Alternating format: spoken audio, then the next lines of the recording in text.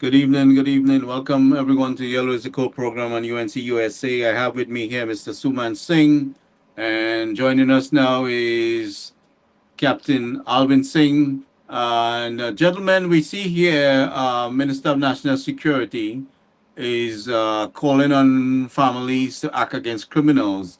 And, like I've been suggesting, that, we need a structure in place to kind of orchestrate this, where citizens can function at the guidance of the TTPS and possibly Homeland Security create some kind of structure where there is a some kind of agreement and conditions and procedures of how citizens can function alongside the police in counterattacking the criminal elements. So, Mr. Singh, I want to welcome you to the program, and also we have Captain Singh, our U.S. military officer, here with us. Gentlemen, welcome to Yellow Zico program, and I'd like to hear your views.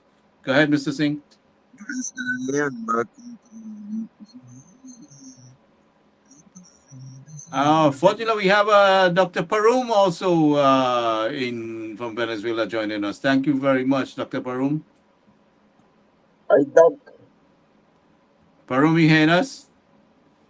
I'm not hearing him. Yes. Anyway, um, Gary, this is an interesting request from Mr. Alexander. You know, they have been trying for the longest while to get community support and citizens to assist the police. In all societies, this is important. You need to have the community on your side, as you're not going to get too far with solving any sort of criminality around the base. In the absence of community support, unless you go in a very high-tech way, you cannot get very far. So community support is critical in the fight against crime.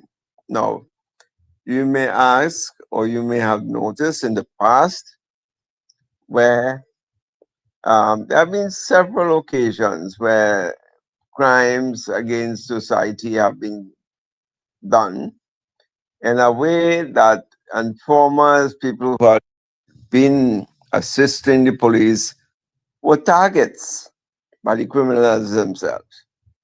So that level of trust and that level of security of the citizens providing information to the police is at its lowest level, in my opinion. Citizens no longer feel safe under police protection.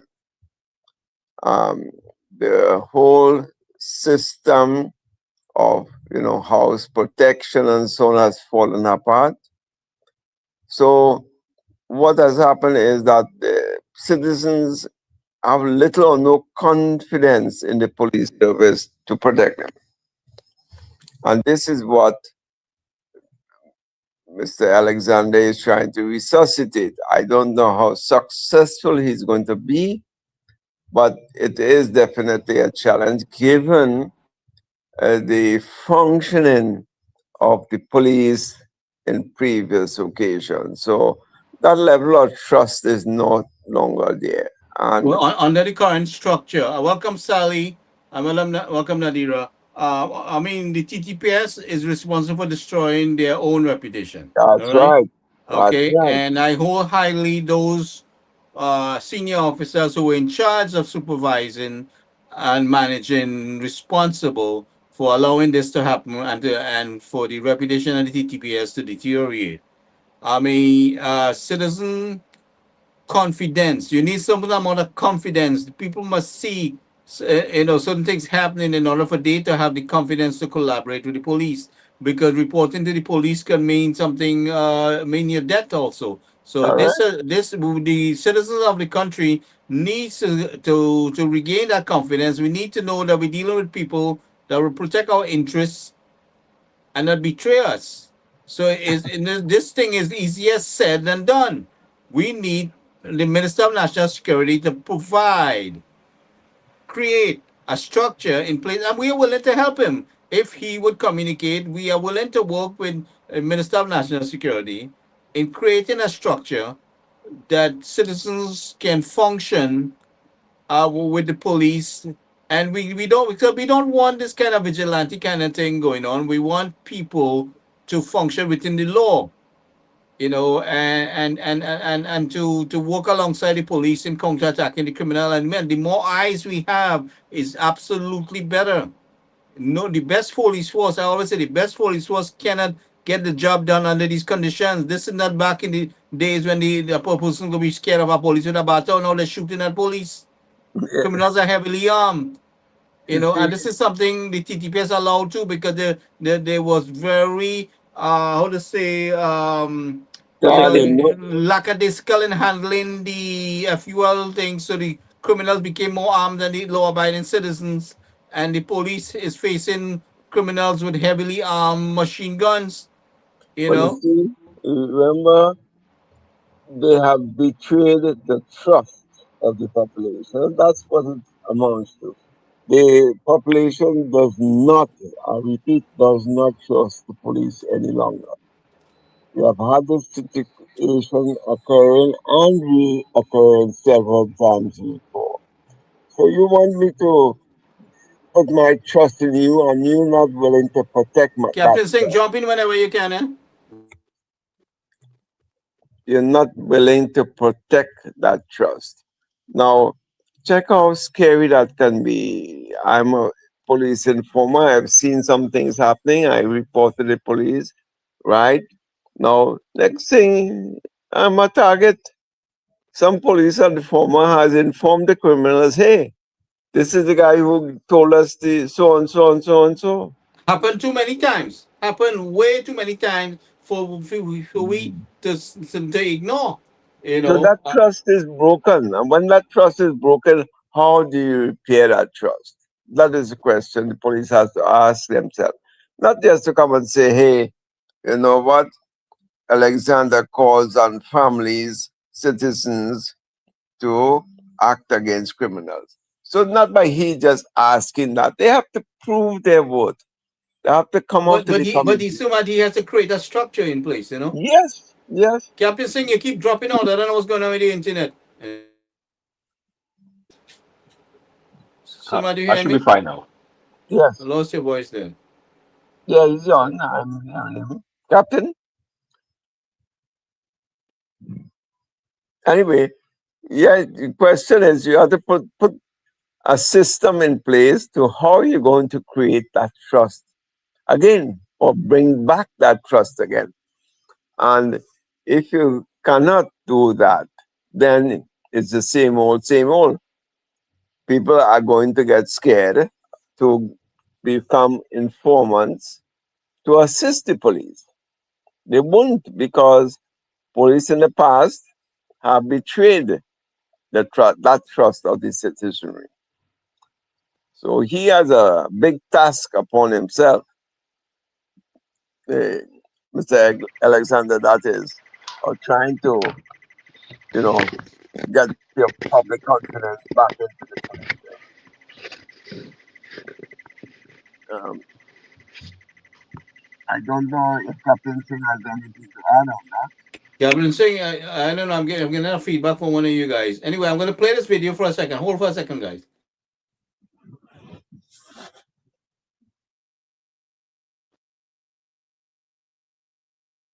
My name is Gary Aboud. I'm the Corporate Secretary of Fishermen and Friends of the Sea. We are offering a $25,000 reward.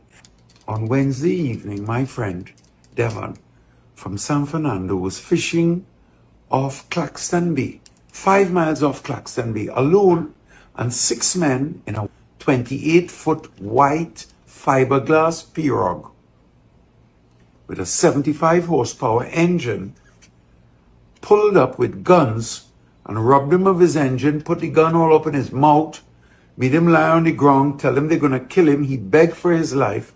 They took his cooler with about 75 pounds of mixed fish. They took his engine, a 40 horsepower Yamaha. They took the lights for the vessel. We want these men to be brought to justice. Devon was fishing on a vessel named Nicole. It's TFV 1000. It's a 25-foot pirogue with a 40 horsepower engine. We will pay you $25,000 if you could help us find that white pirogue. Find those bandit bastard maggots. We want to bring them to justice. The men on the vessel were dark-skinned Trinidadian men. These are not Venezuelan bandits. $25,000 reward. Let's help Devon get back his 40 horsepower engine. Gentlemen, go ahead. Mr. Singh? Very sad situation, Gary, because but a 40-foot engine, he is in and around near the coastline. He ain't venturing too far out. And Mr. Boat said, Hello, Gary, can you hear me? Yeah, go ahead, Alvin. Go ahead. Yes, good night to everyone on the chat. all right. Go ahead, Dr. Cap. First, I'd like to say that we have interesting times here with the United States and their attacks in joint attacks against Iran. And I think it's been confirmed that the Ayatollah has been killed, their main leader. There's two of them. And it's going to be quite interesting to see what happens in the next few days with military events that's happening over there, and how it's going to affect politically the region, the stability of the region, and also the cost of human lives, and what it will mean for the economy throughout the world, with the Strait of Hormuz being restricted and no vessels moving out there. How it's going to be for those who are importing refined products and oil from that region. The closest I've been to that area has been in a town on the western side of Afghanistan, and most of the cell phone towers that were being used were Iranian at the time. So the United States had some kind of arrangement with the government over there at that time in 2009, 2010. All the way up to 2015, before these things got really, the relationship deteriorated and such that now there's a full-fledged bombing attack it's happening right now. I saw that the former prince of Iran, he is also encouraging the people to come out and protest, hoping that there will be an overthrow of the regime that's in place now since 1979. One of my professors, his name is Dr.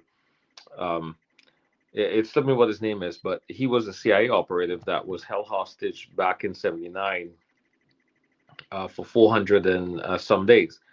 And he was teaching political science at the University of Armstrong, which is now Georgia Southern, that Armstrong campus. So he had given us a full account of what happened during the 70s and what led up to the hostage taking for that period of time. He in fact wrote a book on it. So it's quite interesting to see that these people being subjected all these years in a kind of dictatorship by their government, and now this might be a good chance for them to embrace some sort of democracy or some kind of new style of government over there. But again, Iran has a lot of strategic importance for the world on the way the oil is going to be moved through the Strait of Hormuz, and we'll see in the next 24 to 48 hours what takes place. Gary? But that could create some opportunity for Trinidad and Venezuela to kind of move into production. I mean, we're not ready yet, but I mean, it's gonna probably help our region a little bit. What I am hoping for, with Trinidad and Tobago is that we get either the U.S. Navy, U.S. Coast Guard to help us boost our patrolling within our waters there. especially what we saw here today with Mr. Aboud's friend. We definitely need to boost the level of patrolling, and I don't have the confidence in the Coast Guard maintaining adequate security and the ability to respond effectively.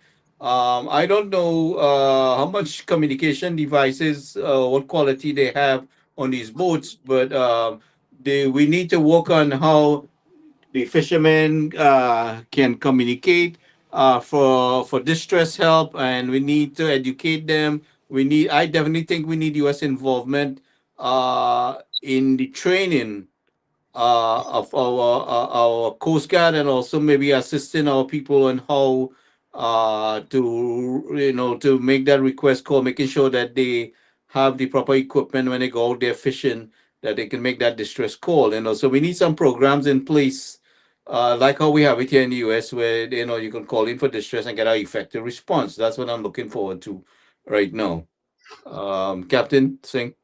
Yeah, I understand what you're saying. Uh, with that, boats going out there would have the proper safety type of devices. Also, a radio communication system where they can reach out to a base and send out the distress call if something is happening, and have a response by some sort of law enforcement, because we are a maritime nation and we should have a really good system in place.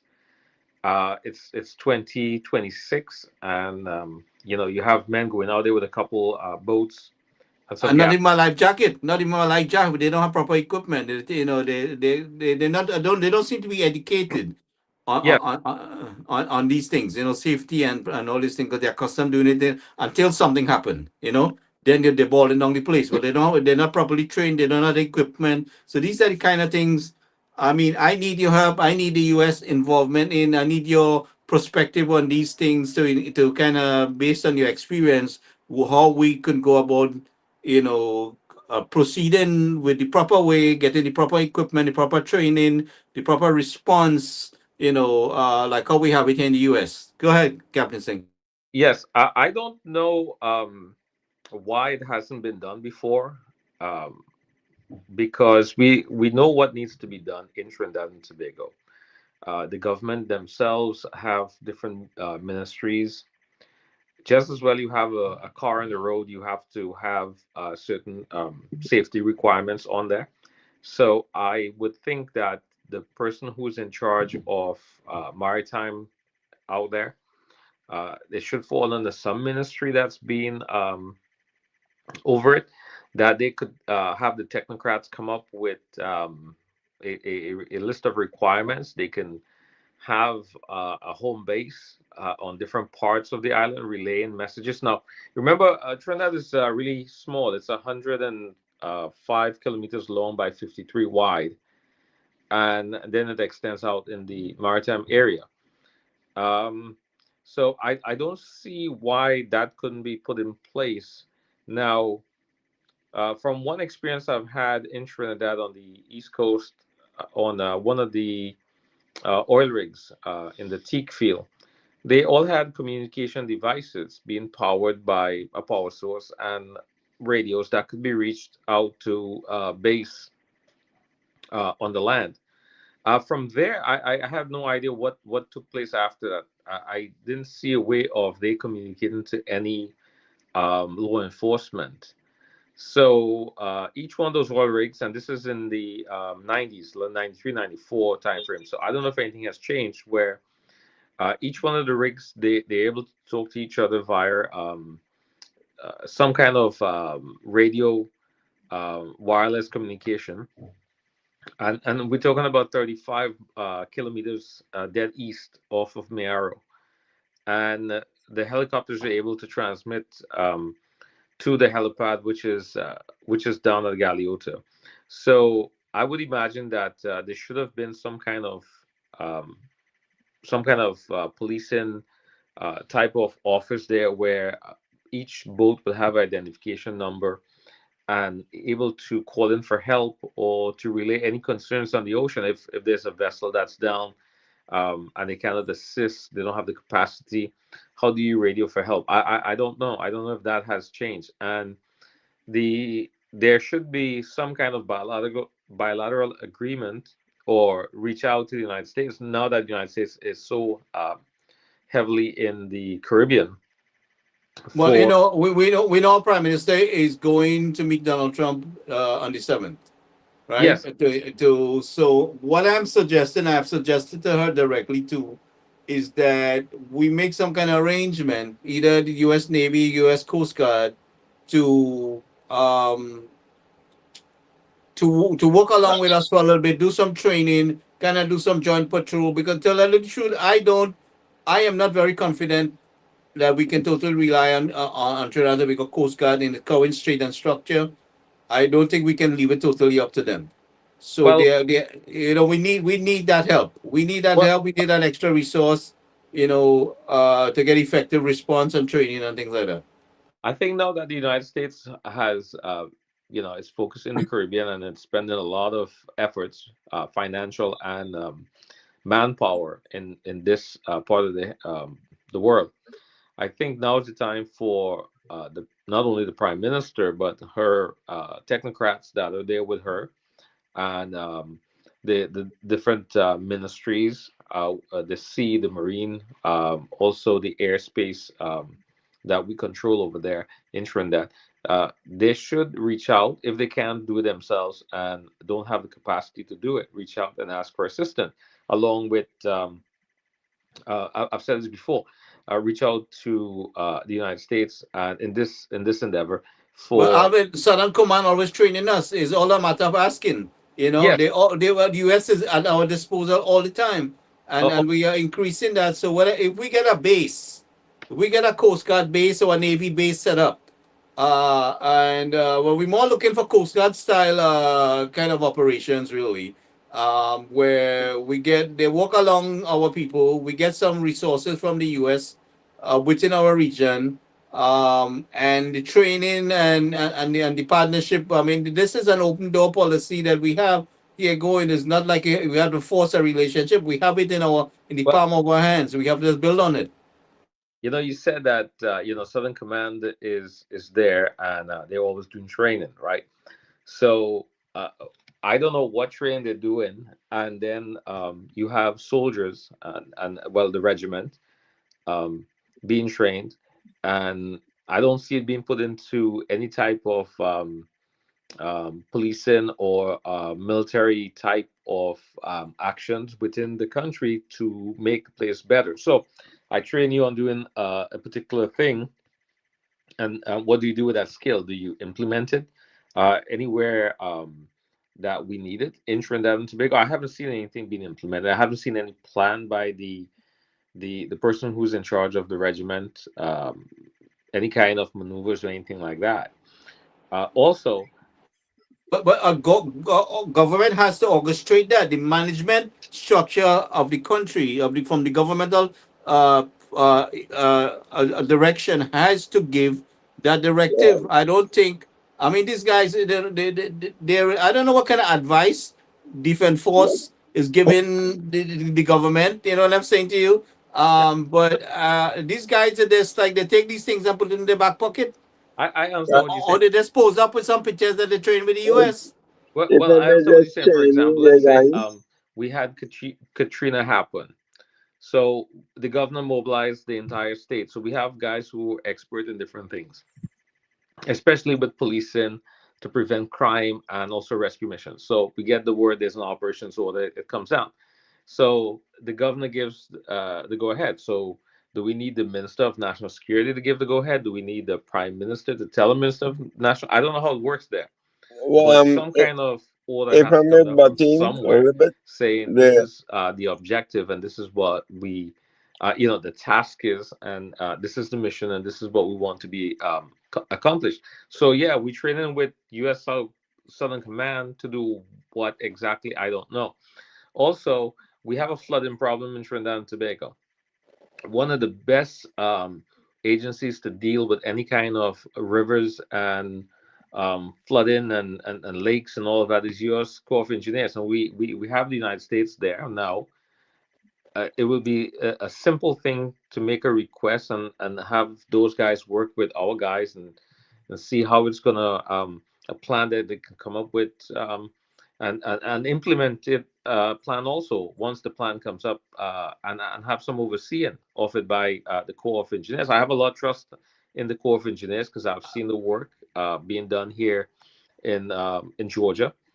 And we've had lots of hurricanes come through. We've had lots of flooding happening, but it's been mitigated by proper planning over the years, and the 100-year planning that they have in place. So I'm saying that now we have all of this opportunity in 2026, and this great opportunity for law enforcement, for marine safety, and which is policing also, because I don't see any of our Coast Guard vessels being operated, or I don't know if any, if it's being done. But I know there's a lot of them that's been parked up for quite some time in Stouffville Bays, and there's a lot of money that's tied up there. So, yeah, I would think that we would need a lot of advice and a lot of help from outside if we can't do it ourselves. Because Alvin, listen, go ahead. Colonel Claudia Carrizales, she was there in the time of Brett and the 2017 period. She not too long left Trinidad, right? I managed to get in contact with her through the State Department here, right? And she was willing to put some things in place. And all she needed was the politicians to come together, and she was going to put more resources.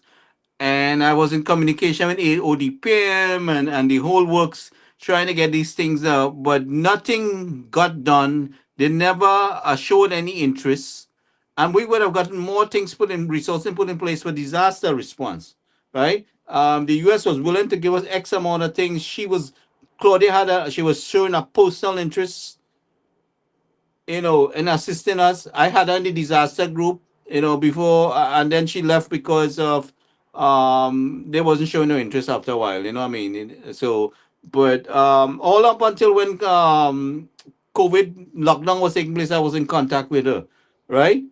And they demonstrated no interest. So the U.S., from my understanding, was willing to do more, but Trinidad and Tobago was not showing the interest. The current government, the PN government, never showed any interest. I have a line of communication with ODPM and Captain Wind and this one and that one inside the ODPM, but the government itself, for whatever reason, never showed any interest. There was a simple reason, Gary. The simple reason was to keep the Well, system Gary, I understand open. your frustration there. I will tell you this: it's been the policy of the United States military, the U.S. Corps of Engineers. I'm just saying, we cannot reach out and ask you if you want help. You got to reach out. Right. Well, I know that's what I'm saying. So the point I'm making is they were ready. I asked for the help, right? Yeah. I asked for the help on behalf of Trinidad and Tobago, and the government, all the government had to do was just show an interest, and they showed no interest. They Well, showed no interest. I've seen this happen. It's when I lived there in Trinidad fully in 2015 until COVID. So I was there living there. I saw absolutely no drainage work being done in Caroni East, Caroni Central. Everything was allowed to deteriorate in such a way that now, if something were to happen, not only with drainage, I'm going to talk on drainage there. Uh, and with the buildup of homes, you have more homes being built, so there's more runoff water. Expect flooding, expect it to happen. Also, there's no sense of active crime plans happening in Central because it's a large area. I don't know what the policing department is doing. I have serious concern about the structure of the patrolling. You understand how are they being deployed? And what capacity? What is the frequency? In order to stop crime, you have to apply all the deterrents. These criminals seem to have a very bold easy getaway, based on what we're seeing. Well, The police come after to pick up the mess. well, yes, I agree. And citizens, in my area, I'm speaking centrally because I was there. They'll make a lot of reports, and it seems as though it never gets anywhere. There's no act. How far is Frederick Settlement from where you are? It's not far. My grandfather lived there. He lived on Walker Street, so I know Frederick Settlement well. So I've been hearing quite a bit of Frederick Settlement. I don't think that's far from Kelly Village, right? Not far, No, right? it's not far from Kelly Village. It's near the motor vehicles. Oh, okay, okay. Yeah, Now I grasping where is that location? yeah, and then a little further up on the left, there is the industrial park that they built over there, which has a lot of industrial type of companies there. So you have, the National Printry was decentralized from Port of Spain and brought over there. So if you need a form, there's some forms. It's amazing. You have to go to that place to get it, and you pay like about 10 or 15 cents. Well, when I was there in 2015. I had to go there and get a form, and I had to pay about 24 cents or 25 cents. It was an odd number. It was odd there, but that's how I found out that it moved from Port of Spain, and it was decentralized to that area, which is a great location. That's where all the forms are being printed and pushed out through the various ministries there. So that was a great effort. Whoever came up with it and decentralized it was great. I would say that, but active policing is non-existent really.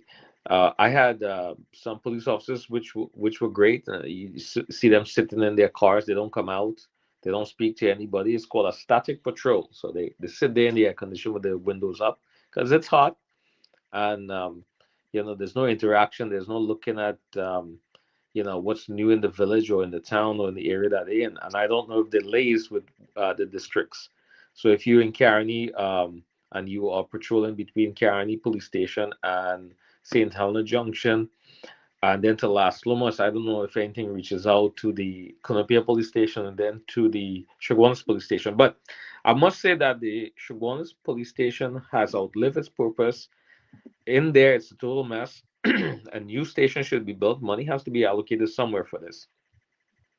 The situation there is that there's a lot of stuff happening there in Chaguanas Borough, and the station is really congested. Inside is really congested. I think a proper inflow and outflow should be designed.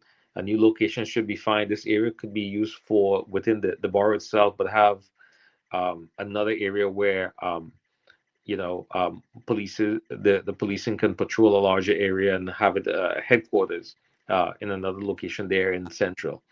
Also, we need the police out on patrol. We don't need the police hanging out and playing card in the police station and yeah, waiting for a call. This is what we need. We need the police out there patrolling. in there, it's so the police station isn't designed. That police station was not designed for the handling of if you capture bandits. You have to keep them for a period of time. It's a soft location. It needs to be hardened. I've seen the way we built our holding cells in Afghanistan, how we did it, and how a proper station should be done. Because we had a joint with the Afghan police and Afghan army, and we had to teach them how how we should separate the prisoners and all of that. Also, administrative work is going on. You can walk in and out of that station, and if you know what you're doing, no one's going to ask you anything. But I'm bringing that point to say that we saw in the news that a large sum of drugs was discovered, and then it was held and taken into the possession of the police department in that station, and some got replaced with pieces of wood. So security there is quite lax, and that's what I'm saying, that if you have contraband that's being stored there, you must have a proper way of intaking it and securing it. And the police can't secure what's in the police station. How the police gonna secure me outside the police station? Well, I think that's a good. It's glaring right now because this happened. It came out on the news a little bit, and died out quietly, but it's there. I mean, it's something that everybody knows that you have a lot of corrupt individuals in the police department. I mean, who else did it? It wasn't a guy from outside that went in there and did it. So, Gary, there's a lot of work to be done, and your prime minister has a lot in her hands, and it's been roughly what, 9 months, 10 months. Well, I think we have worse of a situation than when we took over in 2010. I think the situation is more dilapidated. The economy is more dilapidated than 2010 when we took over. We have a hell of a mess to clean up. You Well, know, 10 years is a long time. A decade is a long time, and you're steadily going down. There's a lot of corruption, and if people are not being convicted and people are not being punished, you cannot have a deterrence. but If just imagine going to war and you have members of your troop undermining the mission. We can't have that. You can have members of your team. You go on a secret mission, and you have men, you have traitors among you that they could kill you too. You know, so that is the serious concern. We there's no room for traitors here, buddy. So Mr. Alexander and Mr. Sturge has to clean up that troops there with the management. I have serious concern of the level of management and supervision in the TTPS. when You when know, when police here are found guilty of a crime, they are fired and they also prosecuted. I have not heard of anyone getting fired or prosecuted. And I think if you have no punitive actions against the people who are supposed to be the guardian of the people of Trinidad and Tobago for safety, if these people are uh, allowed to do crimes within itself, and there's no accountability, people will continue to do that.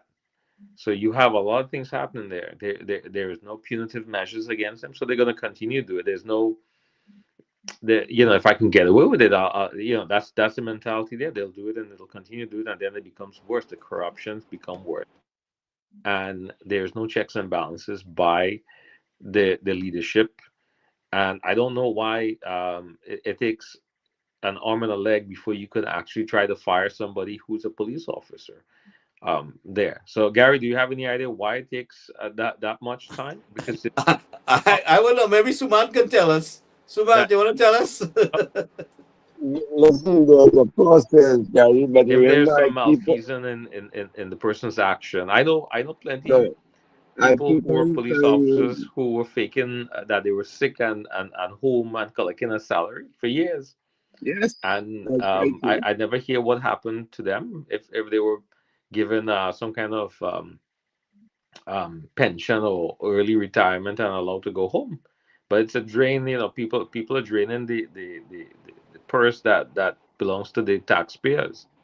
Mr. And now Singh, that we are you hearing taxpayers are us? having I don't know to if he's hearing to us see pretty good. increases Yes, yes, I'm hearing you right. in Okay. services that at one time was quite affordable, now we've seen a rise of it, and salaries hasn't gone up to meet with expectations. So I'm not a financial person, but I'll tell you this: if it continues to happen, and the prime minister and the people under her don't put a stop into it, it will continue, and nothing will improve. And all this hope that we have will be for zero. It will come to naught.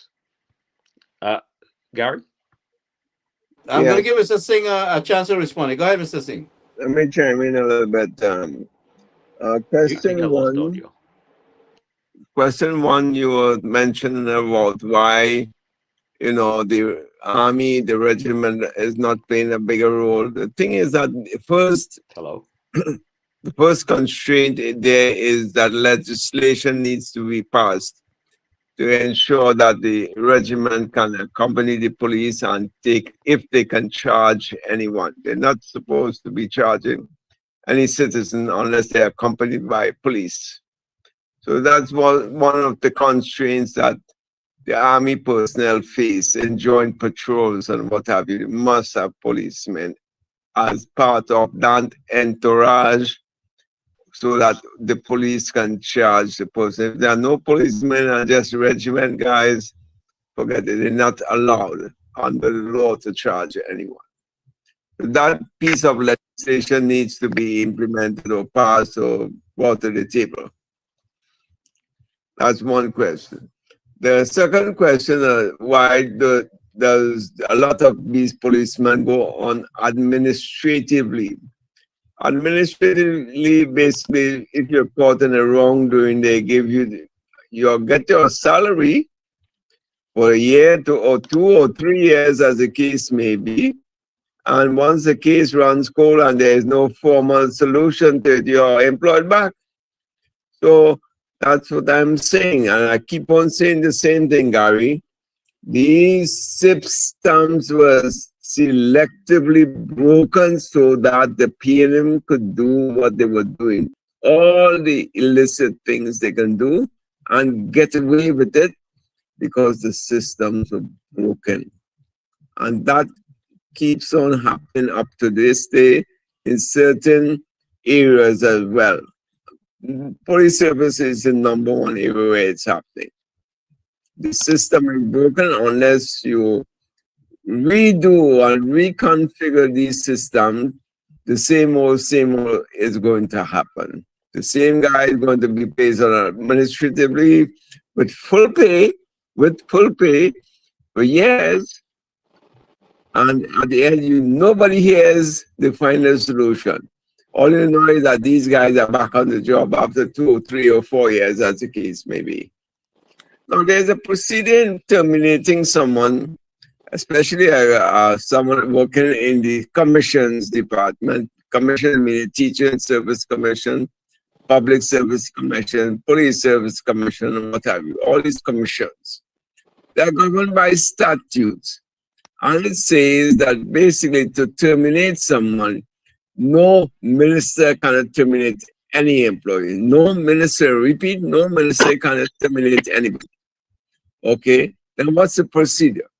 The procedure is that you must have 3 unsatisfactory appraisal reports for any sort of action to be taken against you. And if you do not have that 3 appraisal reports, that's called like a negative appraisal report, nobody can do you anything. So a lot of times people have 2 reports at max, they get cleared on it and they're back to normal. They are, like a good employee all over again. And these are, let's say, archaic laws with poor systems implementation on it, and nothing really happens once you are governed by these service commissions, teaching service, public service, services commissions, police service, and what have you. And I don't know if over the past week, I saw an article and was very well construed article that suggested, what is the use of all these commissions? What is the use of having these service commissions? When they can't discipline anybody, they take years and years to appoint somebody, and all is, yet they receive big fat salaries. And one wonders, when a commission takes a decision to not to appoint somebody in a position, they seek legal advice. These commissions, expend a lot of money in legal fees just to prove a point. And 9 out of 10 times they're wrong.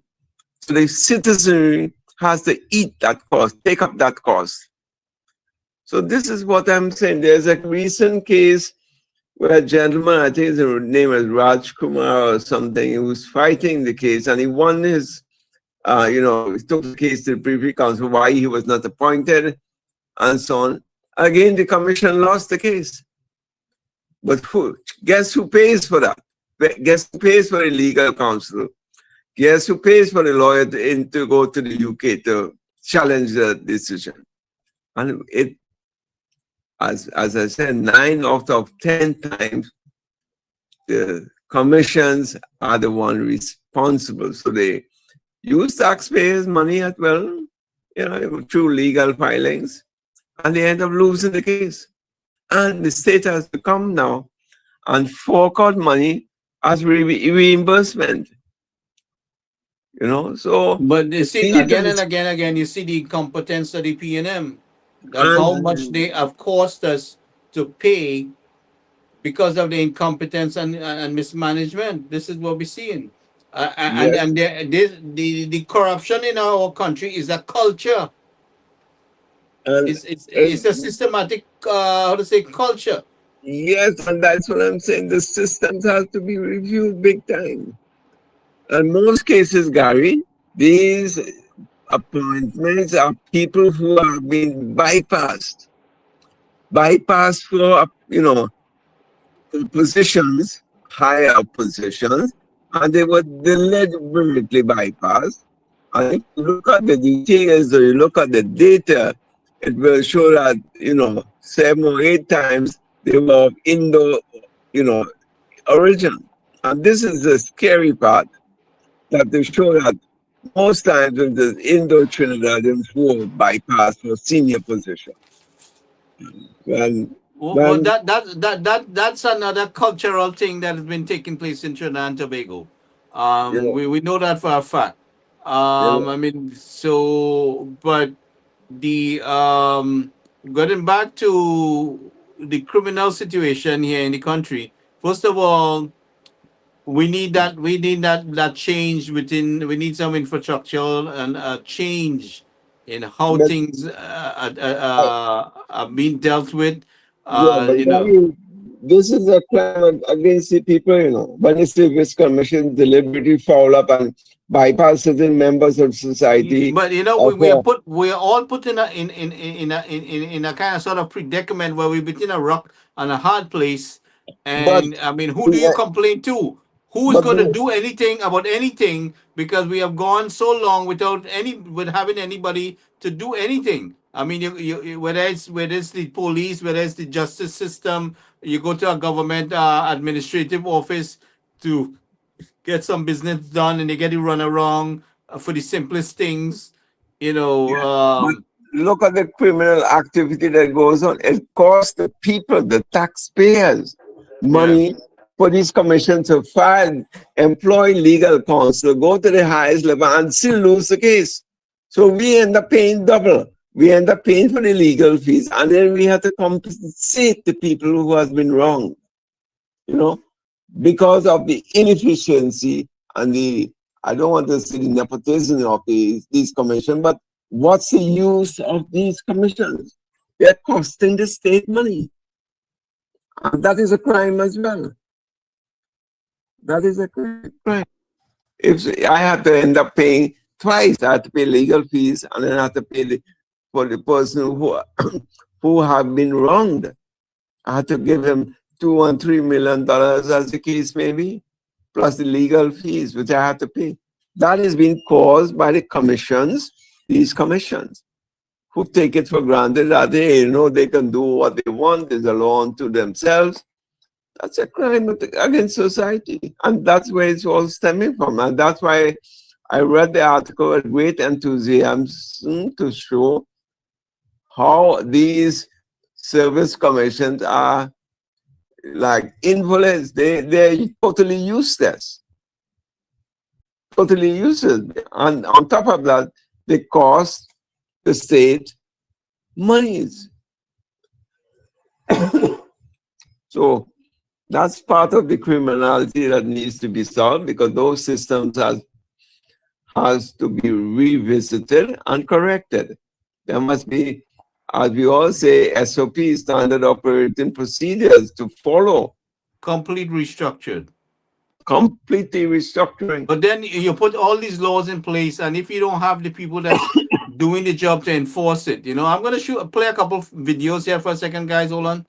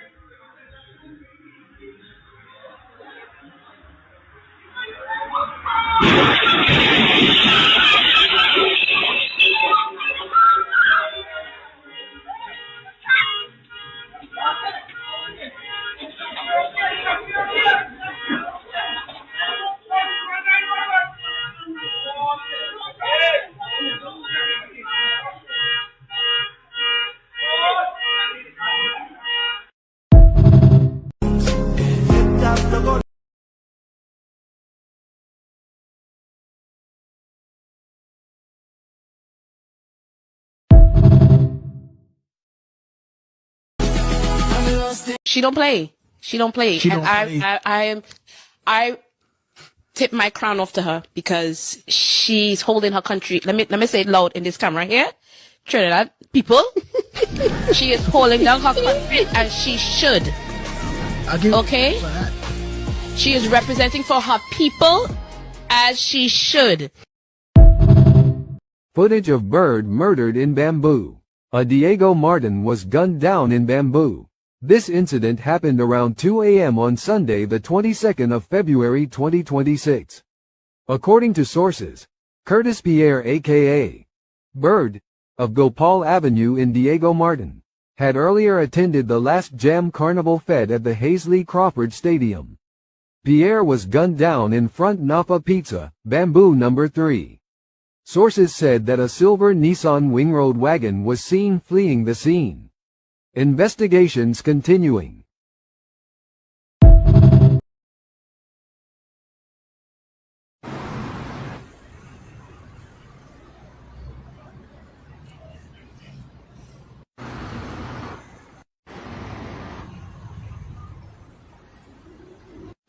Bread on the ground, glass shattered. That's how they entered. That's how the perpetrators, that's how the bandits entered Linda's Bakery on Park Street. I don't know what they get the thief inside of there, because I know that bakery always have security coming and picking up the cash. What was really this boy? We really I don't know what time of the morning they break into Linda's Bakery, but they did. They did. The worker at that time, they're waiting for the police officers to come. They can't touch anything. It's crazy. Carnival time, so you go have a real bandit something, on the prowl hunting. I mean, I don't let us cry. She said, Mommy, I wish I could travel for my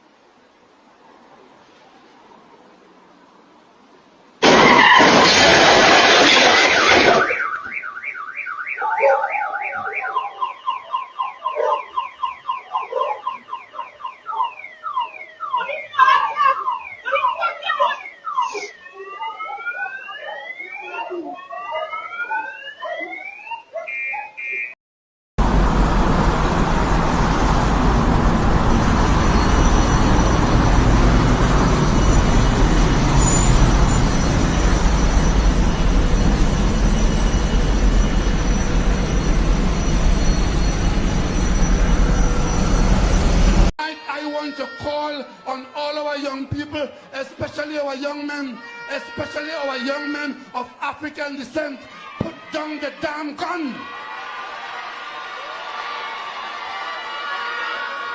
You are causing enough pain to your mother, your father, your neighbor, your community, and this country. Put down the gun.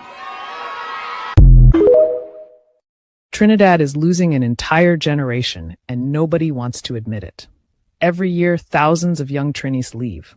They go to the US, Canada, the UK. They study abroad and never come back. They get jobs overseas and build lives there. And the ones who stay, they're planning their exit. You know why?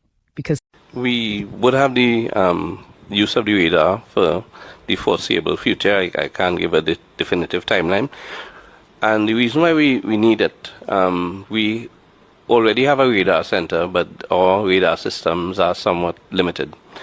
The radar systems provided by the US, they work with drone technology and satellite communications and so on, so that it offers a lot more than what we have. And that is needed at this point in time to achieve certain objectives, because as you would appreciate, the fleet, the Coast Guard's fleet is not what it should be. so that we need the assistance in terms of detection, which would help us with the limited fleet we have. It would help us to respond in a timely manner and intercept. Captain Singh, you Yes, heard that?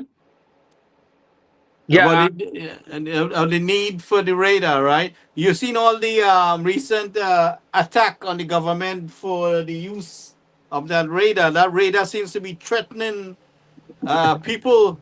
You know, they're devastated by that radio. Certain people, guys, certain people, because remember they were all against the zones of special operations. So they were against this. Their argument is that we are stigmatizing the people of those communities, you know. So we should not implement ZOSO. And then we have 9 independent senators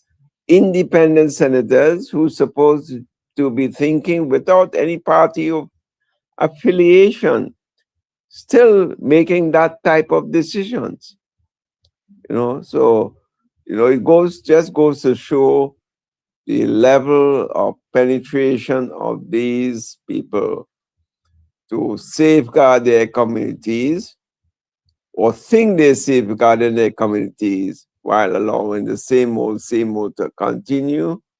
And that legislation was never passed because of that stigmatization. That is their argument. Forget the damn crimes. They're not concerned about the crimes in their community. It was stigmatizing people. That was their argument, you know. So. Let's listen for the Prime Minister for a few seconds here. Would you rate your trip to St. Kitts? How would you rate the entire CARICOM trip? Well, like everything else, it could be better, but I thought it was a very frank meeting. It was great seeing some of my colleagues again. In fact, seeing all my colleagues, because for the first time in a long time, I believe all the heads were present for this 50th meeting. So all is well, I think. What do you think could have been better? What could have been better? Many things. Prime Minister, what is your response to the criticism that you have received from the opposition and other political leaders about your stance at the CARICOM meeting? Well, let's go to the elephant in the room. I think you really want to ask me about Mia's comments, because those seem to be the headline in your paper today. So I'll get there. The responses and the criticisms from the opposition PNM, can we expect any different? Every single word I ever say, the opposition PNM, I should not say that. I should never say that. I'm crazy, I'm mad, I'm drunk, everything, but don't say anything. I can't live like that. I was given a mandate by our population, and I've carried through that mandate in the best interest of the people of Trinidad and Tobago. I will not stop speaking on their behalf, in their best interest. The time will come, if you are not satisfied with what we've done in the governance of our country, you have a choice. You can move me, or you can put us back. So that is a decision of the people of Trinidad and Tobago, and not of Penny Beckles or Imri Brown or any of the others. I will not be silenced by them and their criticisms. The other opposition parties really, I don't even listen to what they have to say, sorry. I mean, the deepest of concern for them, I really don't listen. I know you touched on it last night with us, Prime Minister, but Barbados PM Mia Motley said that your assertion that Brent Thomas was kidnapped is a scurrilous lie and defamatory to the extreme, and I want to get some more thoughts on it. Certainly. First of all, I did not even mention the word Barbados. I hope you'll remember that. What I did say is that it was very unsettling to me that a citizen of Trinidad and Tobago was abducted forcibly in another CARICOM state, and that the aircraft that was used to pick him up there, bring him down, was a CARICOM aircraft. So the authority must have come from somewhere. I then said I'd written to the CARICOM Secretariat to give us some response as to what happened, how this could happen. And then when the judgment came out, it was a court which said that he was forcibly abducted, or without the law, with the law. It was a court. And I did say that when I made my comments, that the Supreme Court had so ruled. And now it is that the government of Barbados has to use taxpayers' dollars from Barbados to pay Mr. Brent Thomas damages. They accepted liability, the AG accepted liability for their actions. And what more can I say? Where's the lie then? would have spoken that they acted on warrants that they got from Trinidad, and she made a suggestion that maybe it's time for a CARICOM arrest warrant that will need legislation within the various jurisdictions of members within CARICOM. I think something is being worked on at the moment, so it's something that sounds like a brilliant idea, but isn't interesting that after all these years, it took a statement I made at the CARICOM heads before this explanation was forthcoming. That is very interesting. Is there anything further you can tell us about your upcoming meeting with U.S. President Donald Trump? Yeah. We are looking forward to those discussions. I know safety and security is at the top of the agenda. Matters relating to economic affairs and progress and development. There is one item on the agenda which I think you put out. Talks about China and the interaction with our countries with respect to China. As you see, we have been positioned in Trinidad and Tobago, definitely safety and security, but also on the economic front. So I look forward to discussions on that because we do need to push investments here in Trinidad and Tobago, foreign direct investments. So several of the visits done by our Minister Sobers and others to the Far East, the Middle East, there's a lot of interest. The program Ms. John has put forward, a lot of interest there as well. So in the U.S., on that item of the agenda, we will explore how else we can go forward to really further assist the economy of Trinidad and Tobago, and indeed for the region will be something very important. Will there be discussions about access to Venezuelan oil or negotiating through the U.S., for Venezuelan gas? Well, the fact that we've already been given those licenses means that there is scope for further development. If we didn't have the license, of course, we'd be there to say, please give us the license. We have these licenses. We are in the process of making applications for other fields. So we got the license for Dragon and for Coquina Mannequin, I believe, with BP. There are a few others, they are contiguous on top of there, more west of Trinidad and east of Venezuela. There were 3 or 4 other fields that they run like 1, 2, 3, 4. So we do have an interest in those as well because we're up in the region with Dragon and Coquina. We may as well look at the others to see how we can progress that forward. I did mention it to Secretary Rubio, and he said perhaps they could look to putting us in contact with their energy department, their Department of Energy. So it is something I would like to push forward very aggressively. We need the money. So it's just you and President Ali invited from CARICOM. Did you feel any hard feelings from any of your other regional colleagues in terms of they not getting an invite to it? No, I didn't think so. The meeting with all the heads and Secretary Rubio is very cordial. The Secretary put out his issues and several heads responded. So the first item that he came up with was mass migration, and I was very keen to support that because we also have mass illegal migration to Trinidad, especially from our neighbors, especially Venezuela. So it is something we are very interested in and the ways they are trying to handle it. We talked about general safety and security, 3 or 4 issues, but they were all well received by the CARICOM heads. And you predicated this question on the fact that only 2 countries have been invited thus far. That is the best to our knowledge. I don't know if by next weekend that could change. What's your response to that? I want you to maybe not. I can't preempt what will happen at that meeting. But what I want to remind you, it was the former Prime Minister who signed the SOFA agreement, which allows for that. I don't know why it is a big issue.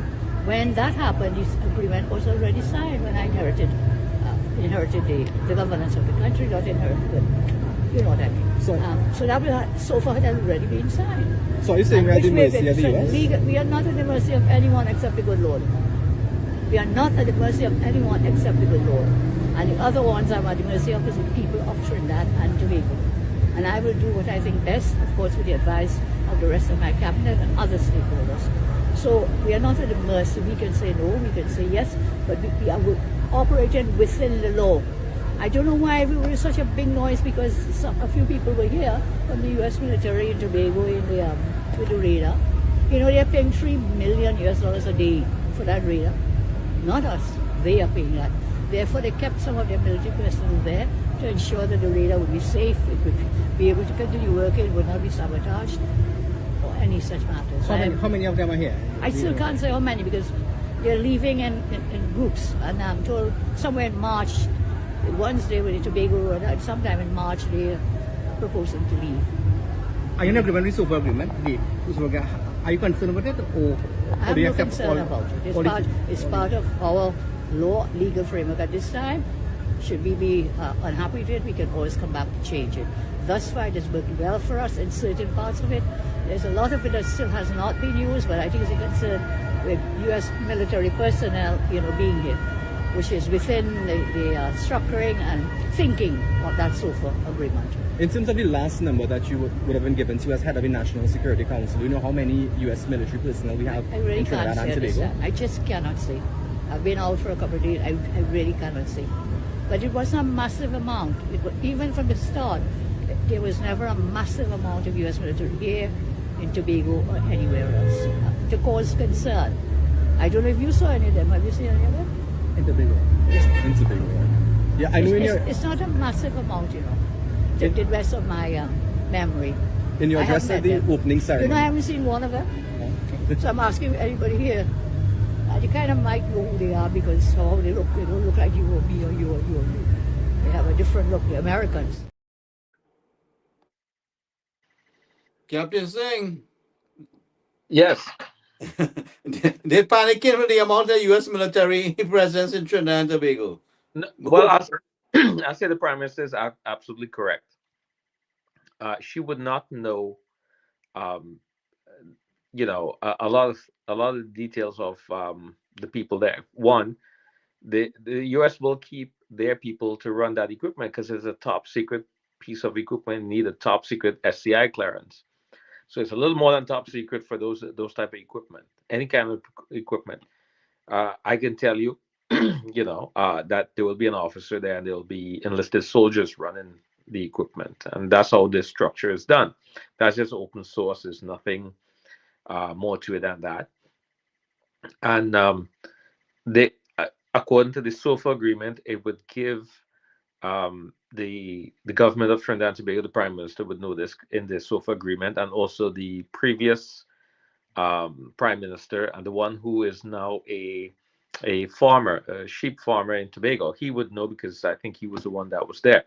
The details of the SOFA agreement and boots on the ground. Well, we say boots on the ground, meaning that soldiers on any foreign territory, and those soldiers would be on the best behavior, not to interfere with any citizens outside, and their mission would come first. So obviously you will have teams running it on a 24-hour situation there, and then they will be replaced to get a break.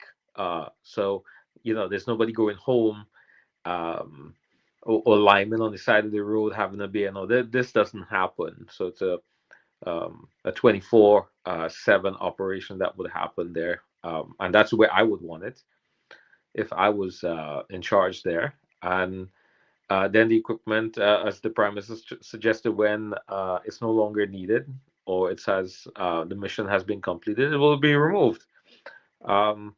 And I don't know what the complaint is about with people and this radar. I have no idea, what the panic is about, what the uproar is about, simply because there's a lot of people, they have illegal stuff going on. So they don't want this piece of equipment to be functioning. And like the Prime Minister said, sabotage. Well, there's no way I would give sensitive piece of equipment to foreign nationals to handle. And you know what happens to the equipment given at the ports? It was either not used. The workers claimed that they felt the X-rays were unsafe for them. And they accidentally ran into it with a forklift. They accidentally. Yeah. So okay. Yeah. But yeah, you think we could really trust handing this over to Trinidad and Tobago Defense Force to manage? I wouldn't dare consider that decision at all. Number one. And why is the radar so threatening to them? The only people who be threatened by this radar is the things that the radar is helping to prevent. Well, go ahead, Captain Singh. Go ahead. Go ahead, Captain Singh. The cash flow. Right, and it's a piece of equipment to detect certain things. Obviously, it could be used for for other things other than crime and law enforcement. It could be used for in case there's a stranded vessel out there. It could be used for a lot of other things. The equipment, is quite versatile when it comes to that sort of thing with marine and air and all of that. So and you hear the cost of it, right? The prime minister is giving the cost of what it is. Before we say thank you, we got people raising hell for extra protection. Then you want to complain about crime, right? Yes, and drugs. I mean, the extra U.S. military presence, I think, will be assisting us. Well, it is. I mean, it has taken the place where our National Defense Forces has failed, where the civilian policing department has failed, where the Coast Guard is an absolute failure. Within 6 months, a presence somewhere out there now with one just simple piece of equipment in Tobago at the airport.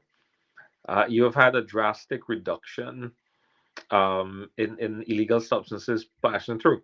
Now, I don't know how it works, but I do know that when airlines, the drugs are shipped through airlines or shipped through shipping containers, I don't know if the Trinidad and Tobago government is fined or we have to pay some kind of restitution. I don't know. I was reading something a while ago on it, and it didn't really, I don't remember exactly what it was saying on that, but maybe Samad or someone else might be able to expand on that. So it would be in our best interest not to be a transshipment point for Trinidad and Tobago to be having this negative view in the world out there. And if we are to diversify our economy into tourism, we can't have people chasing cars down in the streets and with high-powered rifles and shooting at random. I mean, that's not something that stray bullets and tourists being murdered around the Queen's Park Savannah. This is something that cannot be tolerated. Period. I mean, if we are to improve and not be in economic slump and a moral slump and a safety, concern for the rest of the world, that would deter tourism and diversification of the economy. I don't see what the opposition now is always talking about, and it's against everything that seems to be a cost-saving initiative by the prime minister today. So I'm hoping that equipment would stay there longer and not leave in March. I was hoping for more. I think what she meant was the exchange of troops. You know, you guys switch off. I think that is what she really meant. You know, that those who are there might leave in March, and then there could be an exchange of troops switching around here. Yes. So initially the radar was there for detection of boats, boats and submarines, because there are submarines out there that the drug cartel uses to push narcotics up to the United States and also to Europe, where either Trinidad and Tobago or any one of the islands in the Caribbean could be a base for this happening, and then from there it moves to a different place. So I hope it stays longer. I hope that we can expand on this and not release the noose on the neck of this. So if it deters the drugs from coming through Trinidad, it's going to reduce crime because there's going to be less turf to be fighting over. We have a lot of people who would be taking consignment of drugs. Now these people will be unemployed. So again, the Minister of National Defense and the police commissioner and also the judicial system has to tweak it and punish people who are committing other crimes, which I expect will happen, petty crimes to be more violent, because people are going to get desperate to maintain their lifestyle. But what's the range on this radar? In how much you can pick up in perimeter? How much distance circumference then? So I looked at it, and it's slipping me what it is right now, the range of this particular piece of equipment, and exactly what For instance, I mean, on the Mayaro side of things, right? Mhm. Galiota side, I mean, how much are we really able to pick up from there? I mean, that's what I'm concerned about. We may need one or two extra raiders, you know. You'll have terrain blocking the signals, and you'll have a weakening by weather conditions. Weather conditions will affect it. Also obstacles such as mountain ranges and hills would also obstruct it. So So I think we definitely need some more equipment, whether it's our own or the U.S. military. Maybe our prime minister can negotiate for some extra equipment. We definitely need the backup with the Coast Guard. well, Um, I'll tell you this, Gary. With this piece of equipment, their eyes are on this equipment. No one's looking up in the sky, right? I will tell you that the United States do have the capabilities of flying equipment up there with 60 kilometers of range. yeah, the drones. 12 hours. Also, satellites can take. Yeah. Well, satellite, of course, yeah. But I'm just saying, in at a lower level, talking about equipment like this. I know they could pick up things Yes. from there, But So, surveillance is not only just radar, but there's also fixed wing. There's also static type of equipment, and all of these will come into astrometric type of systems, and together the information will be channeled into a fusion center where it's dissected by all the experts. So, are we there yet? well, but the thing about Alvin, most of our Coast Guard boats was disabled by the PNM, right? So I don't know how much we got up and running.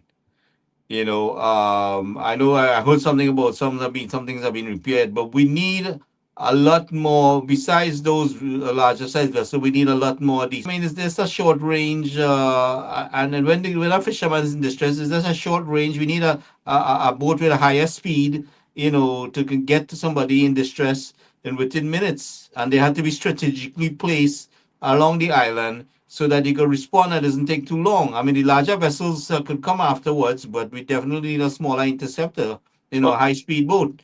Well, Gary, I agree with that, and I'm saying that if you have commanders who are going to be promoted by non-merit base, but time in service and nepotism by who they know, we won't have any kind of. And when you're growing up in Trinidad, do you think you would have got chosen for Trinidad regiment if you try to sign up? I will tell you 100% no. Right? How many people that tried to join the police force that was rejected? Well, there is a height restriction, so if you below 5'9", you don't get accepted. That's one restriction right there. So height is one thing, and then your simple whatever the CXC passes amount is. I don't know, but I'm saying that you have to know because there's only a limited amount of people they can accept in the police department. So you have to know somebody to give you that edge when the recruitment starts. I mean, that's what it comes down to, the bottom line of it. But if it's merit based, a lot of these people would never make it. If you have Samad said that you have a commission, and then if you have two demerits, you don't have three, they can't fire you, and then it's expunged, and you come back a brand new person in the system to do it all over again. And I will tell you with my OERs when I was, officer evaluation report, that you gotta have bullets in there proving that you have done something before they look at when you go for promotion, which you do go for promotion. It goes through big army, and someone somewhere in Washington is looking at this paperwork, and they look at your merit and physical fitness and all of that. And it's all rounded thing. And then you are earmarked for promotion, and I was earmarked for major. I was moving pretty quickly to get to that point. I went to the captain's career course in Arizona for 6 months, graduated, and left, and just waiting for the time for the time in service. You checked all the blocks. But we got to show that that when we were in stations in the United States, we actually did something to deserve being promoted. You didn't just sit there and not do anything. So you must have these accomplishment bullets. You have to take any kind of missions that you can. Go ahead and get these.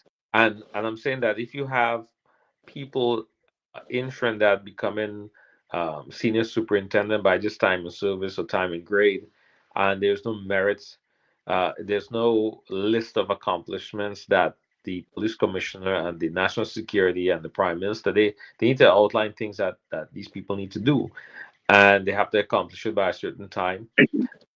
So they can get promoted. And also the military officers. I see people with brigadier general rank, and I have no idea what they have done to attain the rank of brigadier generals. In and some people they get promoted to some higher rank just before retirement, so they can get a bigger salary. So that's a system that's in place. They can get a higher pension, and then they get out, and then if they get a political appointment, they get $50,000 a month or whatever it is to be head of some agency, and they never did anything in the army, the regiment to begin with. You think they're going to go into some type of governmental position and accomplish anything? No, it's just to wear a suit and collect a salary. So I think the Prime Minister has a tall order. I think that the Minister of National Defense and the police commissioner and all of them, they have to start thinking, how do you get people to go ahead and perform at the job, and if they're not performing, why keep them? Because if it's such a limited positions, then these people should be happy to be employed in their positions. Get rid of them. It's cheaper to replace these people than to keep them in there. Where I'm seeing it, if you want to have a positive change that's going to happen with the law enforcement and the regiment and the military there, that's in there, and overall you'll have a better society for it. So Martin, Gary? Doctor, let me hear from Dr. Parum a little bit. I haven't heard anything him said anything. He's a military man too. Come on, Dr. Parum, let's hear you. All right. Good night to all. Good night, Captain. I'm not hearing his voice. Check your mic, please, Dr. Parum. Not hearing your voice. You hear me? Check your mic. Yep. Yeah, I'm hearing you loud and clear. Yes, Right. I'm hearing you. Right. Parum. I've been Okay, go hearing ahead, something. Parum. Right. Good night to all. Good night, Captain. First of all, the military here, there are different sections where can be intervened in civilian problems. For example, the Guardia Nacional, they are being trained to manage and to arrest and to charge a civilian for any crime, crime, right? Anything, violence, drugs, whatever, robbery. They catch you, you are in big trouble. They are worse than the police. Right, the police service here, we have almost 5 types of police who local police, municipal police, police who watch the police, scientific police, different areas. Now the army has to do his work, and also are trained, the Guardia Nacional is trained in managing civilians. Now this both piracy, what took place there, also the Navy here and the Guardia Nacional has a very important role in dealing with these people. They are very severe. You don't want to mess with them, right? So that's one of the ways that crime was put down here very drastically, because a soldier here is one thing, and the National Guard is a soldier, Guardia Nacional, he's a soldier as well. He has the authority to arrest you, charge you, prosecute you any way you want, any way you can. He acts as a police officer, right? So that's a very good idea. It worked here, and it is continue working. Here now, the crime rate has gone down very drastically. Yes, you will hear domestic violence, someone get arrested for that, or a fight or something like that. But crime rates is not up here, it's down completely. those videos that what we see there, what I saw with Gary there, that is very hard to see here. Before you used to see it. Now the government changed infrastructure. How you say, Mr. Suman was saying a word that they used to change the law. They changed the law here, and everything started to work and put itself in place. Forgive my English, please. Right? Everything has started to placed in its toma su lugar. Fall in, right? Safety is one of the most important thing. Now, when you see they speak about radar, Venezuela has one of the best radars in mostly the coasted areas. They have to see everything that is going on. Now, it is something that is very, very important to have for rescue missions. How you say, llamada de emergencia, emergency calls offshore emergency call, you say? Yeah, emergency distress call, you know. Right. Yeah, that they respond very fast here. Even they have rescued Trinidadians as well here, who are drifted into Venezuelan waters. You run out of gasoline, what happened to you? You drift anywhere, so they rescue you here, right? So crime is something that See, can that's what be I'm managed. saying. That's what I'm saying. The effective communication system on these boats, Yes. and the training for the fishermen has something we need to work on, so that they have equipment to call for distress help, and they should be wearing life jackets, which I don't Yes. see most of them wearing. So these are a lot of things that need a lot of safety instruction and gear has to be put in place. Right. They have something here that they call the Fisherman Organization. That's my translation, no? Where the fisherman has it's like a union. I don't know how you say. Yeah, no, I understand what you're saying. Go ahead, yeah. Where all of them are registered, right? They are registered in that area. They have their boat license, they have their engine license, how many engine they have for, and how old they are, what are their specific what fish they catch, what fish they are not to catch. You see, protection, environmental protection. So when they spot a boat that has no registration, no flags, or no have security measures, it's considered a pirate, right? Before we used to have a lot of piracy here, and that was to stop. Even the same Venezuelans was pirates, right? You understand? Even caught Trinidad Yeah, pirates I here. understand, I understand. So you get identified very quickly, no? And that's because of the organization that these fishermen have with themselves. Even there's a stress call, man. Everybody run out to help you, right? So it's the question of organizing these fishermen, and it's question that the people now have confidence in the Guardia Nacional, the military. They have the confidence in them. Now, before there was spitefulness with an officer, police officer, he can put you in jail. And when they make investigation, is not true, right? What happen with these officers? They get into jail, they get thrown out. There's nothing like go on, how you say, leave. The officer gets suspended. No. You get to you do something wrong to a civilian, you go to jail, right? That's what goes on here. Now, I have it very nice in Trinidad, where they get suspended 2 years, 3 years, and then go back. No. That does Or not they get happen here. transferred. Most of the time, they get Or they transferred get to another transferred. location. Well, here you get transferred to the jail, and jail here is not nice. It's a very violent place. Anybody who goes there, they get. It's in Venezuelan jails is not something that a human being has to go through. if he's innocent, right? If he's innocent. So that's what goes on. They have the fear of going to jail here, so they behave themselves. Yes, they are in all all over the world corrupted officers, but that has reduced highly, very high, significant, highly, right? Is now today in the roads of Venezuela. Before you could not go out.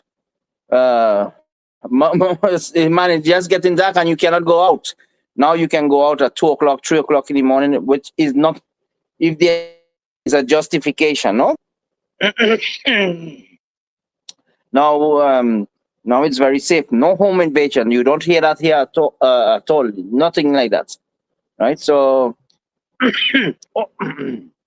all was because of laws that favors criminal was abolished.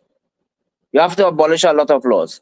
Now, if you see how the laws are in Trinidad, they favor criminals, not to protect the rightful citizen or law-abiding citizens. There are laws that does not protect him, protect the law-abiding citizen. And study it and you will see. Now, these laws... Look at the screen here. This was drugs that was, I guess, seized in the Claxton Bay area, if I'm correct. That came on board with a boat here. All right. Well, here it happens too.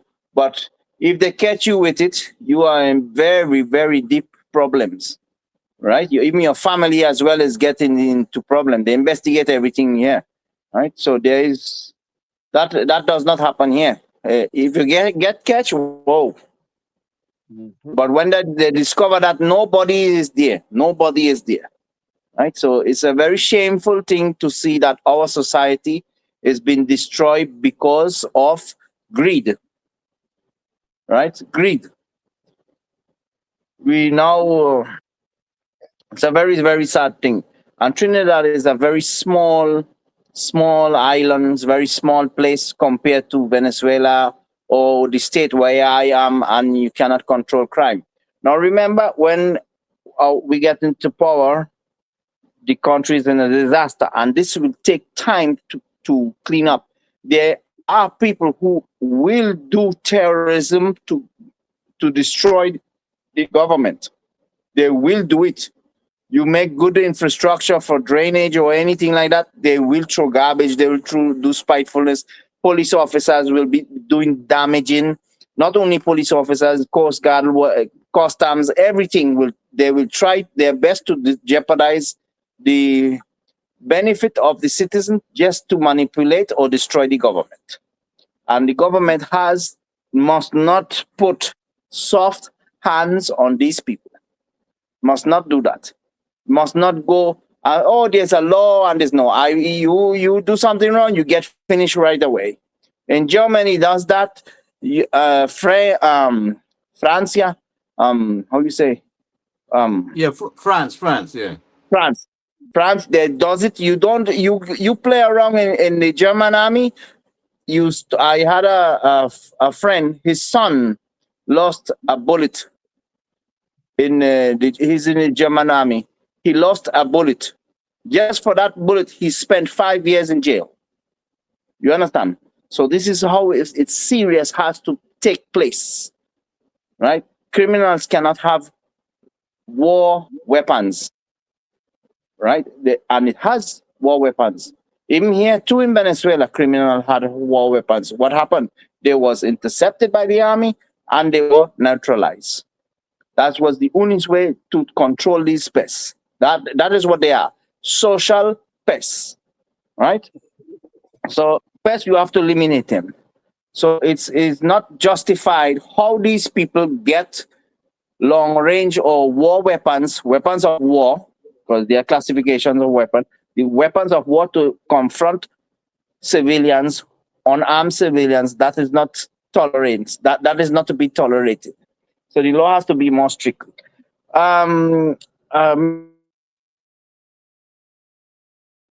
the shooting with these police officer and the guys in the car some month, I think was last month, was it right? Huh? Yes. Yeah, If you look at the, hold on. Here, take a look. Take a look.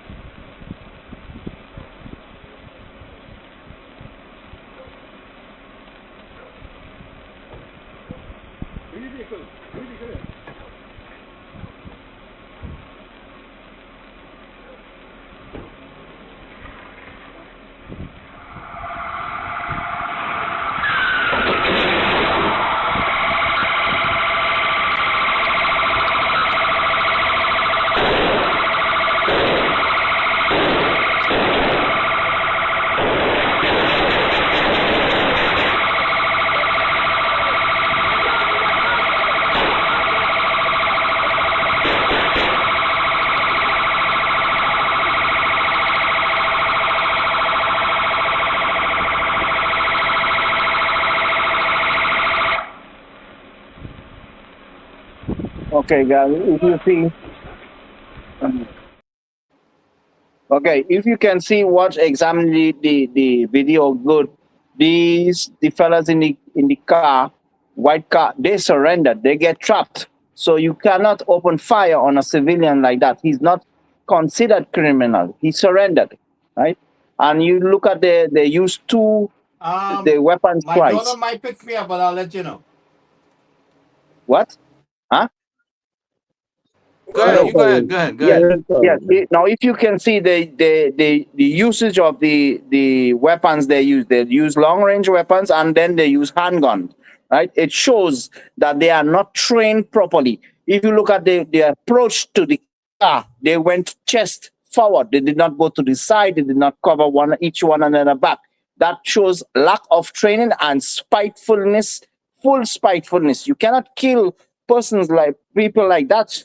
The guy in the car, if you see the passenger, he put his hands up, showing that he surrendered, right? And that is spitefulness, right? They did not show out any arm or anything like that, and they opened fire on the car from the backside, right? So the police has to be retrained, and a well-trained man has discipline, knows how to use a weapon. Right, you can a small car. How many shots was fired? As far as I look at this, the police was properly well positioned to see if there was a weapon pointed at them, and the driver hand was outside. Both hand was outside.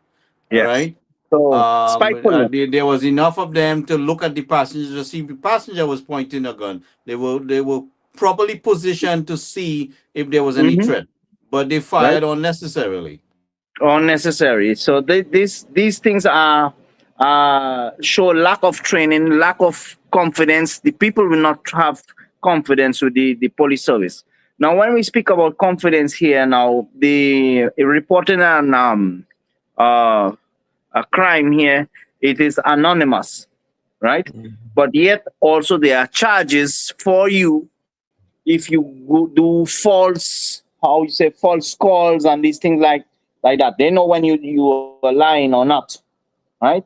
So there are a lot of ways you can manage crime effectively if you want, right? If you want to do it. If the people want to do it, the police service want to do it, they can do it. But they has to have transparency and honesty.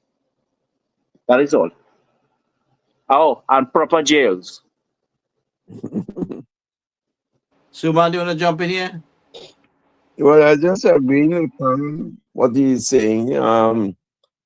We discussed this incident before, Gary, and I think the police have a lot of explaining to do, even though the minister is saying that the court will decide. So there's a lot of public sentiments against the actions of the police. in Well, this you know, regard. all the evidence is staring us in the face. It's undeniable evidence, you know? Yes, yes, and people are agitated, with this thing. And here is it now. Alexander is saying he wants the public assistance from the public to assist the police in the sorting out the criminals. So on one hand, they're going counter, against the citizenry. On the other hand, they're trying to seek their help. So I don't know, that dichotomy ain't going to happen. We may never get the support of the citizenry to assist the police because of actions like these. You see, civilians are civilians and police are police. Military is military. Military cannot be police, but yet you can train military officers as police officers. What happened here years ago as well, there was a lot of corrupted officers here. What the government did, give the police or the military officers training as police officers, and then they intervene. A lot of them went to jail, right? Things worked out, right? So if you look, if the captain there's still say, if I'm right, you put pressure training. He dropped out, yeah. Okay, you put hard training on a soldier. Any corrupted soldier, no corrupted soldier or police officers can withstand discipline. Discipline is not for corrupted. And the corrupted ones, they just surrender in the training. And then what happened? You get only the good ones who left back. In a group, there was 5,000 men. 5,000 men are training, a very hard training of 7 days, no sleep. Right? What happened? From 5,000 men, only graduated 25. Right? And I'm speaking about men from the Caribbean, from Peru, Ecuador, on this type of training, right? Only 25 came in, and after they get a month rest, went into a deeper training, and only 2 passed the training out of the 25, right? So these men are selected, these men are good, and they're in a high position now because of that training, right? So a discipline officer will not be a corrupted officer, and there is a follow-up and maintenance in discipline and training right through all. You can, if you go look at some of the police officers, even a soldier, you see a big fat soldier, man, you see a big fat police officer. No, man, you don't see that here. You don't see that here. So, no, and if they get fat, just have to go out. They give you time to reduce your weight unless you are sick, right? So, training and studies are very important here, as your years of service is more years you have, more you have to study, or simply just get out.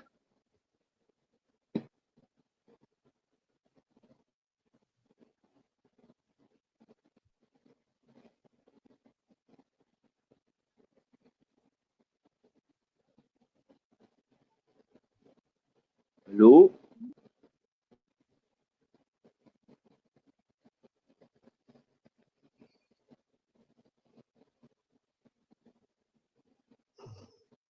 Are you there, fellas? Yeah. All right. I hear, guys. Although this problem like he dropped out. No, I'm here. I'm here, but I'm here and listen to you, Param, and you're making a lot of sense. You know, this is what it is. This is reality. You know, Yes. you want to ask me for my help, and yet on one hand, and you're breaking the trust we have on the other hand. How can that be? Yes. You know, You see, so when the captain Gary was saying sometime that he let someone from the U.S. try to help and the government was not there.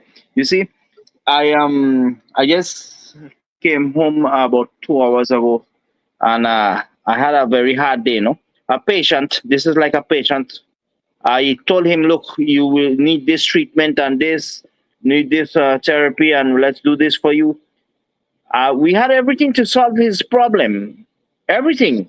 And he just denied he does not want help. He can cure himself. I say, okay, all it depends on you, right? Yeah. And how much for it? Free, everything for free, right? We even got the stem cells for him as well by the government to introduce it in the military hospital. And he just simply said no. He died today, right? In his last moment, he told me he should have listened and received the help. But it's too late, right? It's too late. And that is what the PNM government did: deny help, deny health, deny everything to our citizens, right? They deny everything. So it's too late now for them. They just get out of power. So we have to receive all the help that we can, all the support that we can from others who are willing to help, to give the helping hand, and to improve everything in for our citizens.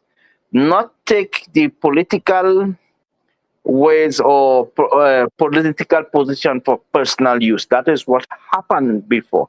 And they did not take care or plan for helping the citizens of Trinidad and Tobago. Well, you see, our Prime Minister saying that she opens the door for deeper U.S. military ties, which was definitely we need that kind of in securing the border. We need that help. We cannot rely, as far as I'm seeing, we cannot rely on the current structure we have there. We need some kind of partnership, and we need additional resources. Suma, do you want to jump in? yes, Gary. We definitely need the additional resources. And remember, we've been clamoring for this thing here. You know, all the gains we made last year, the 42% reduction in criminal activity, those gains can be wiped out if we do not get the support of the U.S. government, or if, you know, no help is forthcoming. So I think the PM is making a grand stand on this, to discuss continued U.S., you know, support and intervention for the criminal activities in and around the Caribbean waters, specifically Trinidad and Venezuela around there, but also on the economic front as well. So I guess she's going up to speak to Trump in Mar-a-Lago, which is in Palm Beach, this weekend coming up. But on Saturday, you know, speaking about security issues as well as economic issues. Also the restarting of the Pointe-a-Pierre refinery, and secondly the implementation of additional radars in Trinidad, not in Tobago. Tobago one is a long gone project. You know, before the election, that was the hot topic. In come January 1st or January 12th, actually, that is no longer a topic. that has gone into cold storage. So the PNM tends to play politics with all these issues. You know, why the radar this, we don't need the radar, we don't need the zone of special, you know, special zones, sorry. I know we are discriminating against most of the times Afro-Trinidadians, so we should not accept the SOZO, you know, zones of special operations and so on. These things, Prime Minister said clearly, and I listened to her. She said, the people have given me a mandate. When you are there, you do what you want, but meaning the PM, will do what is best for the country and let the PM talk what they have to talk. That's why we are in government. They gave us the and if you don't like the job we do, you have an option to replace change- us in the end of the change 5-year term. after 5 Right? years. Correct. And Right. that's All right, quite fellas. correct. But I'm going now because I have to take a little rest there. yeah, Okay. Parug, thank you for taking time to jump in and Right. keep safe and we'll be in touch. All right. Say good night to everybody. Take it, Good night, Prime Trinidad and Minister. Tobago. And Gary and fellas, all you have doubles for me, all right? Yeah. We have double soon. Don't worry. Well, All right. Suman is back in Trinidad, so he'll be there for when you get there. All right. Yeah. Suman, call me tomorrow, all right? Okay, I will. Yes. Okay, bye. Thanks, Parag. Yeah. Hey, Gary, I think the Prime Minister is very clear in what she is doing. She said, if you don't like it, you can change this after 5 years. But as of now, she is going to take the initiative and try to bring back Trinidad and Tobago in its rightful place. So we all look forward to this meeting with President Trump, and I think it will center mainly on security and economic issues. And those are the two main pressing issues for us. So let's see what bag of goodies she can come back with Right. and try to bring back the country into some state of normalcy as far as criminal activities go and as far as economic activities go. All right, I'm gentlemen. very, So we'll catch up. We'll decide. I'll let you know if we're doing anything tomorrow night. Let's see what's going on. sounds good, Gary. Take Good care night, and everybody. thanks you all. Yep. अरे होरी खेले रघुबीरा या बदले होरी खेले रघुबीरा